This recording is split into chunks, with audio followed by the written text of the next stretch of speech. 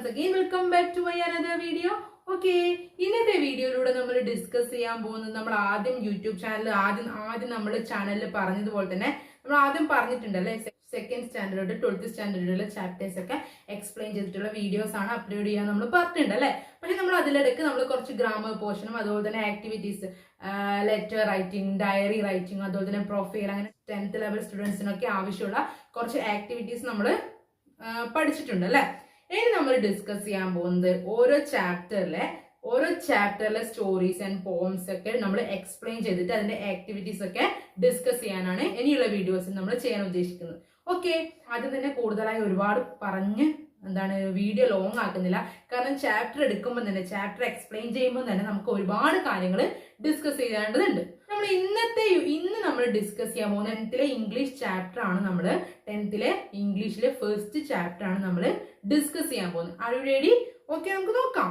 First യൂണിറ്റും അതിലെ chapters ഏതൊക്കെയാണെന്നൊക്കെ നമുക്ക് ഒന്ന് ജസ്റ്റ് പരിചയപ്പെടാം. ഇവിടെ നിങ്ങൾക്ക് ലൈൻ ബൈ ലൈൻ സ്ക്രീനിൽ ചാപ്റ്റർ കാണിച്ചു തന്ന് അത് ലൈൻ ബൈ ലൈന് ഞാൻ എക്സ്പ്ലെയിൻ ചെയ്യലല്ല. കാരണം ചില പരിമിതികളാണ്. നമുക്ക് ആ ഒരു ടെക്സ്റ്റ് നിങ്ങൾക്ക് ഒന്ന് ജസ്റ്റ് കാണിച്ചു തന്നിട്ട് അത് ഞാനൊന്ന് വായിച്ച് അതിന്റെ ഷോർട്ട്സ് അതിന്റെ സമ്മറി അത് എക്സ്പ്ലെയിൻ ചെയ്ത് തരുന്നതായിരിക്കും. അതായത് നിങ്ങൾക്ക് കാണിച്ചു തരുന്നത് ആ ഒരു ടെക്സ്റ്റിന്റെ ഒരു പോർഷൻ നിങ്ങൾക്ക് കാണിച്ചു തന്നിട്ട് അത് ഞാൻ വായിച്ചിട്ട് മീനിങ് എക്സ്പ്ലെയിൻ ചെയ്ത് തരുന്നതായിരിക്കും. അതിന്റെ കൂടെ തന്നെ ഞാൻ ആ ഒരു ചാപ്റ്ററിൽ കുറെ പോയിന്റ്സ്, അതായത് അത്യാവശ്യം വേണ്ട പോയിന്റ്സ്, നമ്മൾ ഒരു ചാപ്റ്റർ എന്ന് പറയുമ്പോൾ ഒരു എക്സാമിന് നമ്മൾ പോകുമ്പോൾ നമുക്ക് ഇന്ന ചാപ്റ്ററിൽ ഇത്ര പോയിന്റ്സ് നമ്മുടെ മൈൻഡ് സെറ്റിൽ ഉണ്ടാണ്. നമ്മൾ അത്രയും തറവായിരിക്കണം. ആ ഒരു ചാപ്റ്ററിൽ ഇത്ര പോയിന്റ്സ് ഉണ്ട്, ആ ചാപ്റ്ററിൽ ഇതാണ് തീം. ഓക്കെ, നമുക്ക് നോക്കാം. ഫസ്റ്റ് യൂണിറ്റ് ഞാൻ പറയാം. Glimpses of green. Okay, glimpses of green 3 chapters ആണ് ഡിസ്കസ് ചെയ്യാനുള്ളത്, പഠിക്കാനുള്ളത്. ഓക്കെ, നമുക്ക് ആ യൂണിറ്റിന്റെ യൂണിറ്റിനെ പറ്റി ജസ്റ്റ് ഒരു 2 വാക്ക് പറയാം. നമുക്കൊന്ന് എക്സ്പ്ലെയിൻ ചെയ്താൽ ഗ്ലിംസസ് ഓഫ് ഗ്രീൻ അതായത് പച്ചപ്പിന്റെ ദൃശ്യങ്ങൾ, അല്ലെങ്കിൽ പച്ചപ്പിന്റെ നേർക്കാഴ്ചകൾ ഫോട്ടോയിൽ തന്നെ നമുക്ക് കാണാം അല്ലെ. ഈ ഒരു ഫോട്ടോയിൽ തന്നെ നമുക്ക് കാണാം. ഈ യൂണിറ്റിൽ നേച്ചർ റിലേറ്റഡ് ആയിട്ടുള്ള കാര്യങ്ങളാണ് നമുക്ക് പഠിക്കേണ്ടത്. അതിൽ ഫസ്റ്റ് ചാപ്റ്റർ ആണ് adventures in a banyan tree. Ruskin ബോണ്ടിന്റെ ഷോർട്ട് സ്റ്റോറി ആണ്. ഫസ്റ്റ് യൂണിറ്റ് ആണ് adventures in banyan tree, written by Ruskin Bond. Okay, are you ready? നമുക്ക് ചാപ്റ്ററിലേക്ക് പോവാം. Adventures in a banyan tree. Banyan tree എന്ന് പറഞ്ഞാൽ എന്താ? ആൽമരം അല്ലെ. ബാനിയൻ ട്രീ എന്ന് പറഞ്ഞാൽ നമ്മൾ നോട്ട് ചെയ്ത ആൽമരം. അഡ്വഞ്ചേഴ്സ് എന്ന് പറഞ്ഞാൽ എന്താ? സാഹസികത. സ്പെല്ലിംഗ് അഡ്വഞ്ചേഴ്സ് എന്ന് പറഞ്ഞാൽ എന്താ? സാഹസികത. ആൽമരത്തിലെ സാഹസികതകൾ. Okay, adventures in a banyan tree. നമുക്ക് നോക്കാം. Adventures in a banyan tree written by Ruskin Bond. ആരാണ് എഴുതിയത്? Ruskin bond. റസ്കിൻ ബോണ്ടിന്റെ പ്രത്യേകത എന്ന് പറഞ്ഞാല് ബ്രിട്ടീഷ് വംശ പരമ്പരയിലെ ഒരു ഇന്ത്യൻ റൈറ്റർ ആണ് ആര്? Ruskin bond. നമുക്ക് ഒരുപാട് എക്സ്പ്ലെയിൻ ചെയ്തിട്ടുണ്ട്, നമുക്ക് അത്രയൊന്നും വായിക്കേണ്ട ആവശ്യമില്ല. ജസ്റ്റ് ഒരു 3 പോയിന്റ്സ് നിങ്ങൾ നോട്ട് ചെയ്ത്. Ruskin bond is an Indian writer. Second point ആയിട്ട് നമ്മൾ ഓർക്കുക, ഇന്ത്യൻ ഇംഗ്ലീഷ് റൈറ്റർ ആണെന്ന് ഓർക്കുക. Then his first novel is The Room and the Roof. Second point ആയി. Then third point ആയിട്ട് നമ്മൾ ഓർത്ത് വെക്കുക, his first children's book was The Angry River. അത് അദ്ദേഹം കുട്ടികൾക്ക് വേണ്ടി എഴുതിയ ബുക്കാണ് The Angry River. ക്ലിയർ? അതും പഠിച്ചു വെക്കുക. ഓക്കെ, ഇനി നമ്മൾ നോട്ട് ചെയ്യേണ്ട ഒരു പോയിന്റ്, അദ്ദേഹത്തിന്റെ അവാർഡ് ഒന്ന് നോട്ട് ചെയ്യുക. He was awarded the Padma Shri in 1999 for his contribution of children's literature. അദ്ദേഹത്തിന് 1999 പത്മശ്രീ കിട്ടിയിട്ടുണ്ട് അല്ലെ. ചിൽഡ്രൻസ് ലിറ്ററേച്ചറിൽ അദ്ദേഹത്തിന് പത്മശ്രീ അവാർഡ് കിട്ടിയിട്ടുണ്ട്. എപ്പോഴോ 1999. ഇത് നമ്മളൊന്ന് ജസ്റ്റ് നോട്ട് ചെയ്യാം. ഇത്രയും കാര്യങ്ങൾ നമ്മൾ ജസ്റ്റ് റൈറ്ററെ പറ്റി മനസ്സിലാക്കിയാൽ മതി. ഓക്കെ, എഗെയിൻ നമുക്ക് ചാപ്റ്റേഴ്സിലേക്ക് വരാം. കാരണം നമുക്ക് ചാപ്റ്റർ ആണ് നമ്മളെ മെയിൻ അല്ലെ. നമുക്ക് എക്സാമിന് സ്കോർ ചെയ്യണമെങ്കിൽ ഈ ചാപ്റ്ററിലെ സമ്മറി ഏകദേശം നമുക്ക് മനസ്സിലാവും. റൈറ്ററെ പറ്റി എന്തായാലും എക്സാമിന് ചോദിക്കാൻ ചാൻസ് ഇല്ല. നമ്മൾ ജസ്റ്റ് മനസ്സിലാക്കുക മാത്രമേ വേണ്ടൂ. ഓക്കെ, നമുക്ക് നോക്കാം. Adventures in a banyan tree. Okay, first ഇതിലെ ഒരു ക്യാപ്ഷൻ പോലെ കൊടുത്ത് ഞാൻ ഇന്ന് വായിക്കുകയാണ്, നിങ്ങൾ ശ്രദ്ധിക്കുക. Nature is for all living beings. എന്താ പറയുന്നത്? പ്രകൃതി എല്ലാ ജീവജാലങ്ങൾക്കും വേണ്ടി ഉള്ളതാണ്.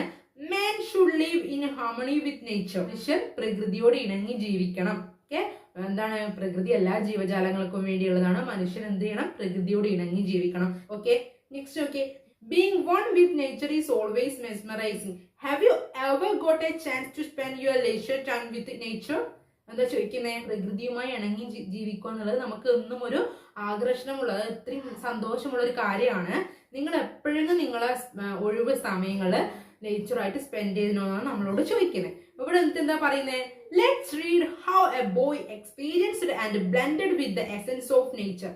നമ്മളിവിടെ പറയുന്നത് ഒരു ബോയുടെ എക്സ്പീരിയൻസ് ആണ്, അതായത് പ്രകൃതിയായിട്ടുള്ള ഒരു എക്സ്പീരിയൻസ്, ഒരു ബോയുടെ എക്സ്പീരിയൻസ് ആണ് നമ്മൾ ഈ ഒരു സ്റ്റോറിയിലൂടെ വായിക്കാൻ പോകുന്നത്.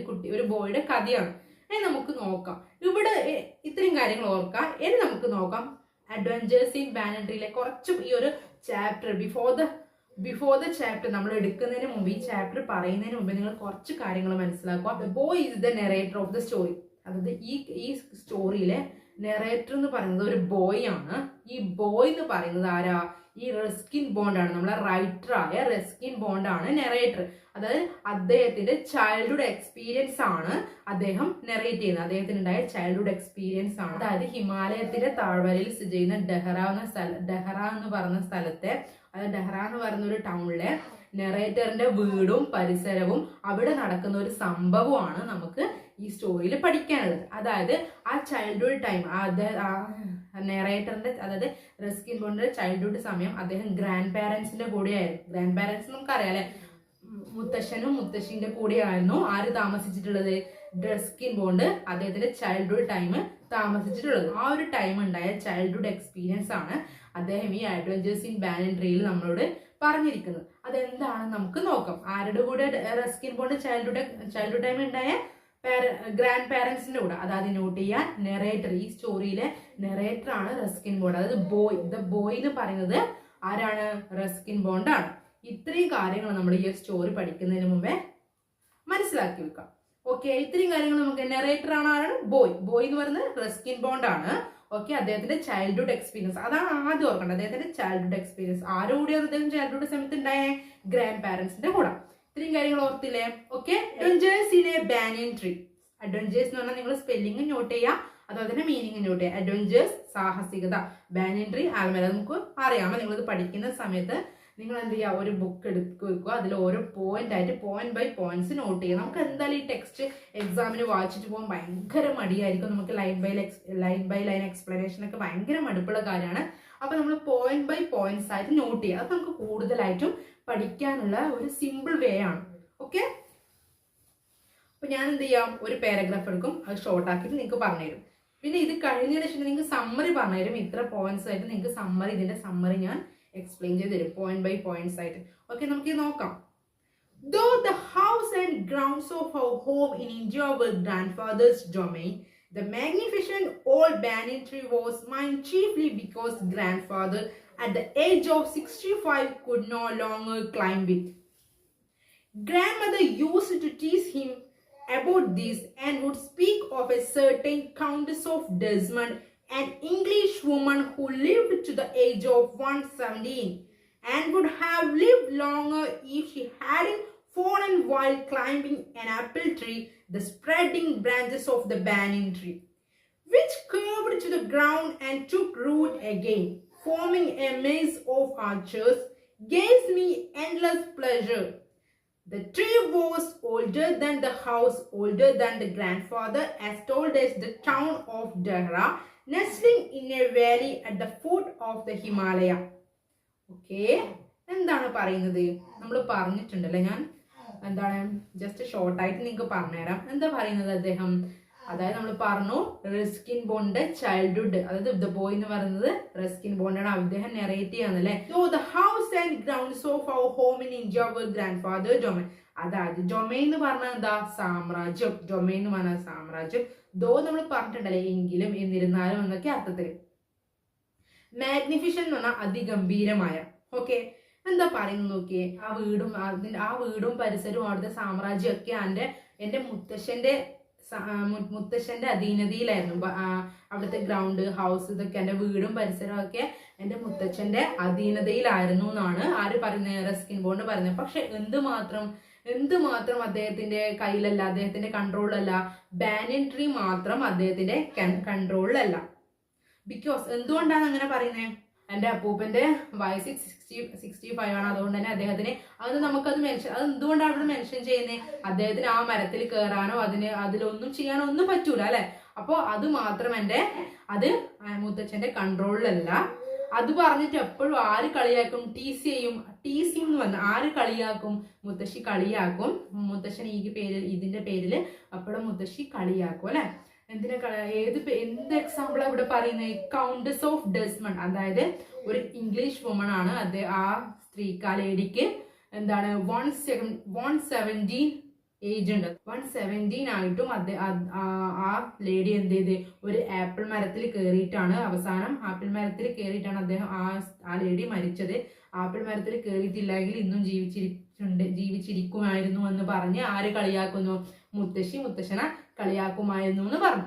ഓക്കെ, പിന്നെ എന്താ പറയുന്നത്? എക്സ്പ്ലെയിൻ ചെയ്തത് നമ്മൾ ആ ഒരു ബാനിയൻ ട്രീനെ കുറിച്ച് പറയുന്നുണ്ട് അല്ലെ. എങ്ങനെയാ ബാനിയൻ ട്രീനെ കുറിച്ച് പറയുന്നത്? മെയ്സ് ഓഫ് വാച്ചസ്, അത് കെട്ടുപിടഞ്ഞ് കിടക്കുന്ന, അതിന്റെ റൂട്ടൊക്കെ കെട്ടുപിടഞ്ഞ് കിടക്കുന്ന രീതിയിലാണ് ഉള്ളത്. അതുപോലെ തന്നെ എന്താ പറയുന്നത്? ഈ ഒരു ആൽമരത്തിന് എൻ്റെ അപ്പൂപ്പനെക്കാളും, ഈ ഒരു ബാനിയൻ ട്രീക്ക് എൻ്റെ അപ്പൂപ്പനെക്കാളും, എൻ്റെ അമ്മൂമ്മയെക്കാളും, എൻ്റെ ഗ്രാൻഡ് പാരൻസിനെക്കാളും, അതുപോലെ തന്നെ ഈ ഡെഹ്റ എന്ന് പറഞ്ഞ ടൗണിലെക്കാളും ഏജ് ഉള്ള, അത്രയും വയസ്സുണ്ട് ഈ ഒരു ബാനിയൻ ട്രീക്ക് എന്നാണ് ഈ ഒരു ഫസ്റ്റ് പാരഗ്രാഫിൽ നമ്മളോട് എക്സ്പ്ലെയിൻ ചെയ്ത് പറയുന്നത്. അതായത് ചൈൽഡ്ഹുഡ് എക്സ്പീരിയൻസ്, ചൈൽഡ്ഹുഡിലെ ആ കാര്യങ്ങളാണ് ഓർത്തെടുത്ത് പറയുന്നത് അല്ലെ. മുത്തശ്ശന്റെ അധീനതയിലായിരുന്നു എല്ലാ കാര്യങ്ങളും. പക്ഷെ ഒന്നൊഴിച്ചത് ബാനിയൻ ട്രീ. കാരണം അതില് ആ മുത്തശ്ശന് വയസ്സായതുകൊണ്ട് അതിൽ കയറാനോ അതിന്റെ കാര്യങ്ങൾ നോക്കാനോ ഒന്നും അതാവില്ല അല്ലെ. ആ ഒരു ചുറുചുറുക്ക് ഉണ്ടാവില്ല എന്നുള്ള അർത്ഥത്തിൽ പറയുന്നു. അപ്പോൾ ബാനിയൻ ട്രീ മാത്രം മുത്തശ്ശന്റെ അധീനതയിലല്ല. അത് പറഞ്ഞ് എപ്പോഴും മുത്തശ്ശനെ കളിയാക്കും. അതുപോലെ തന്നെ ബാനിയൻ ട്രീന്റെ സ്പെഷ്യാലിറ്റീസ് ഒക്കെ ഇതില് ഫസ്റ്റ് പാരഗ്രാഫിൽ പറയുന്നുണ്ട് അല്ലെ. ബാനിയൻ ട്രീ മുത്തശ്ശിയൊക്കെ കാണും വയസ്സുള്ള, അതായത് ആ ടൗണിൽ കാണും, അതിനേക്കാളും പ്രായമുണ്ട് എന്തിന്? ബാനിയൻ ട്രീക്ക് എന്നാണ് പറയുന്നത്. നെക്സ്റ്റ് നോക്കാം. ഇത്ര ഒരു പാരഗ്രാഫ് ഓക്കെ അല്ലേ? എന്ന് ഈ ഒരു പാരഗ്രാഫ് പഠിക്കുമ്പോൾ നിങ്ങൾ ഒരു പോയിന്റ് അവിടെ നോട്ട് ചെയ്ത് വെക്കുക. ഇതിന്റെ കൂടെ തന്നെ നമ്മൾ ഈ ഒരു ചാപ്റ്റർ പഠിക്കുമ്പോൾ തന്നെ പോയിന്റ്സ് ആയിട്ട് എഴുതുമ്പോൾ നിങ്ങൾക്ക് കൂടുതലായിട്ട് മനസ്സിലാവും. ഒരു പോയിന്റ് ആയിട്ട് എഴുതി വെക്കുക. നിങ്ങൾക്ക് എങ്ങനെ ഇതിന്റെ ക്വസ്റ്റ്യൻ വന്നാൽ നിങ്ങൾ അഥവാ നിങ്ങൾക്ക് ഒന്നും കിട്ടുന്നില്ലെങ്കിൽ നിങ്ങൾക്ക് എഴുതാൻ പറ്റില്ല. ചെറിയ കുറുക്ക് വഴിയാണ് ഞാൻ പറഞ്ഞിരുന്നത്. ഓക്കെ, നോട്ട് ചെയ്യാം. Adventures in a Banyan Tree is a beautiful short story written by Indian English writer Ruskin Bond. Okay, first point. And then second one I tell you, in this story he speaks about his wonderful childhood experience with nature. 2 points അല്ലേ. Next നോക്കി ഒരു പോയിന്റും കൂടെ not ചെയ്ത് നോക്കാം. In those days, ആ childhood സമയത്ത്, ആ സമയത്ത് he lived with his parents, grandparents in Jehra at the foot of Himalaya. Okay, അത് നോട്ട് ചെയ്യാം. നമുക്ക് നെക്സ്റ്റ് വീഡിയോയിൽ ബാക്കിയുള്ള പാരഗ്രാഫ് കംപ്ലീറ്റ് ചെയ്യാം. കാരണം ഇന്ന് തന്നെ നമ്മൾ തുടക്കത്തിൽ തന്നെ ഒരുപാട് കാര്യങ്ങൾ ആ ഒരു ചാപ്റ്ററിന്റെ അബൌട്ട് ദ ചാപ്റ്റർ ഒക്കെ കൂടുതൽ പറഞ്ഞുകൊണ്ട് ഒരുപാട് ലെങ്ത് ആയ വീഡിയോ. നെക്സ്റ്റ് വീഡിയോയിൽ നമുക്ക് ഇതിന്റെ ബാക്കി ഭാഗം ഡിസ്കസ് ചെയ്യാം. ഓക്കെ, വീഡിയോ ഇഷ്ടപ്പെട്ട എല്ലാവരും ഷെയർ ചെയ്യുക, ലൈക്ക് ചെയ്യുക, സബ്സ്ക്രൈബ് ചെയ്യുക. Thank you.